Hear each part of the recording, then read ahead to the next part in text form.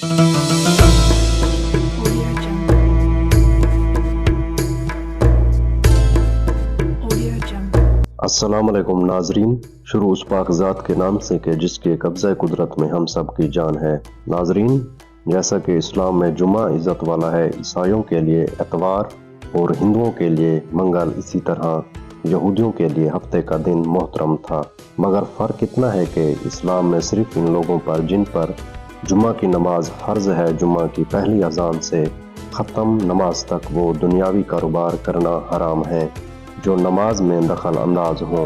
औरतें, बच्चे, मुसाफिर और बीमार लोग इस हुक्म से अलहदा हैं क्योंकि इन पर जुम्मा फ़र्ज नहीं है। लेकिन यहूदियों और ईसाइयों के यहाँ इन सारे दिनों में दुनियावी कारोबार हराम थे और ख़ासकर शिकार करना सख्त जुर्म था। हज़रत मूसा अलैहिस्सलाम के बाद ये वाक़या पेश आया कि बनी इसराइल की एक जमात बहरे कल्ज़ाम के किनारे शहर एला में रहती थी जो मदीना मुनव्वरा और शाम के दरमियान है। ये लोग मछली के बहुत शौकीन थे। रब की शान ये कि हर हफ्ता इस दरिया में बेशुमार मछलियाँ नमूदार होती थीं। ये तो इनके इम्तिहान के लिए या इस मछली की ज़ियारत के लिए जिसके पेट में हज़रत यूनुस अलैहिस्सलाम रहते थे। बाकी दिनों में सब मछलियाँ गायब हो जाती थीं। इनके मुंह में पानी भर आया और सोचने लगे कि किसी तदबीर से इनका शिकार करना चाहिए जिससे शिकार भी हो जाए और हफ्ते के दिन की बेहुरमती भी ना हो। आखिर इन अक्लमंदों ने ये हुलिया सोचा कि दरिया के इर्द गिर्द बहुत से गहरे गार खोद दिए और दरिया से इस गार तक नालियां बना दी। जुम्मा की शाम को इन नालियों का मुंह खोल देते थे कि पानी के साथ मछलियां इन गढ़ों में आ जाएं और एतवार के दिन इन गढ़ों से पकड़ लेते थे और कहते कि हम हफ्ता को शिकार नहीं करते। उन्होंने वो मछलियां खूब खाईं और फरोख्त की जिससे ये बड़े मालदार हो गए। 40 या 70 साल तक इनका ये अमल रहा। ये लोग कुल 70,000 थे। इनकी 3 जमातें बन गईं, एक तो शिकार करने वालों की, दूसरे इससे मन्ना करने वालों की और तीसरे खामोश रहने वालों की। ये लोग कल 12,000 थे, बाकी सब शिकारी।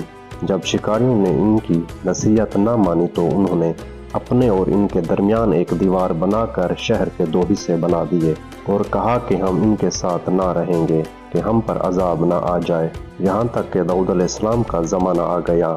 आपने इनको शिकार करना से मना किया और फरमाया कि ऐ बेवकूफ़ों, कैद करना ही तो शिकार है। जैसे कोई हिरन को जाल में फांस ले, इसने शिकार कर लिया, खाए या ना खाए, और खाए तो आज ही खाए या कभी दूसरे वक्त। गर्ज ये कि हफ्ते को दिन तुम्हें शिकार की ममानत है, ना कि फ़कत हाथ में पकड़ने की या खाने की। इससे बाज आ जाओ वरना अजाब में गिरफ्तार हो जाओगे। शिकारियों ने कहा कि हम तो बहुत अरसा से ये काम कर रहे हैं, अगर ये बुरा होता तो अब तक हमको अमन क्यों मिलती। तब दाऊद अलैहिस्सलाम ने ये दुआ फरमाई जिससे रब का गजब आ गया और रात में ये सब के सब बंदर बन गए। ये जो इन लोग बंदर और बूढ़े लोग सूर बना दिए गए, इनके अक्ल और हवास तो बाकी रहे मगर इनकी कुव्वत गोया जाती रही और जिस्मों से सख्त बदबू निकलने लगी। सुबह के वक्त इस महल्ले को लोगों ने देखा कि ना तो इस महल्ले से कोई आदमी आता है और ना ही कोई आवाज़, ना कोई धुआं वगैरह निकलता है, तो ये दीवारों पर चढ़कर इनके घरों में दाखिल हो गए। वो बंदर इनको देखकर इनकी तरफ दौड़े और इनके कदमों से लिपटने लगे और इनके कपड़े सूंघते और रोते थे। लोगों ने कहा कि क्या हमने तुम्हें शिकार करने से मना ना किया था। वो बंदर सर हिलाते और आंसू इनको रुखसारों पर बहते थे। इस हाल पर इनको 3 रोज गुजरे और सब इस ख्याल में फंसे हुए कि अब भी यकीन रखना चाहिए या फिर अल्लाह से मांगना छोड़ देना चाहिए।